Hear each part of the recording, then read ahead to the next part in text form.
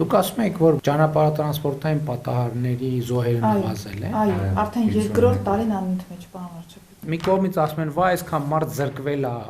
վարելու իրավունքից, մյուս կողմից մենք զոհերի նվազում ունենք, բայց մենք պետք է այդ երկու թվերը իրար հետ ցույց տանք, որովհետև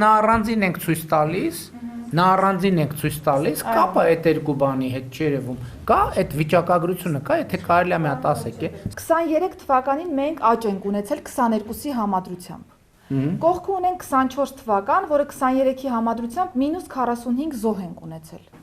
Եվ 2025-ին 24-ի համադրությամբ -50 ենք ունեցել։ Այսինքն 23-ի համադրության -95։ Այո։ Իսկ այստեղ զրկվածների թիվը կա։ Նայենք արդեն ձախ կողմում, պարոն վարչապետ, 5435 անձ ըստ էության անձանցով ենք նույնականացրել, ոչ թե դեպքով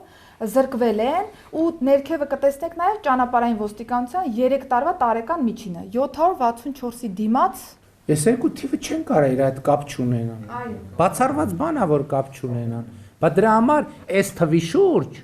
մեծ նեգատիվ է գեներացվում։ Բայց այս երկու թվերը դրեք իրար, ես ուզում եմ հիշեցնեմ 2022 եւ 23 թվին ինչ մթնոլորտ էր հանրապետությունում, այդ թվում ազգային ժողովում, սոցիալական ցանցերում ասում էին, որ ոչ մի բան չի ձեռնարկում, կարը մարդիկ կոտորվում են եւ այլն եւ այսպես շարունակ։ Սա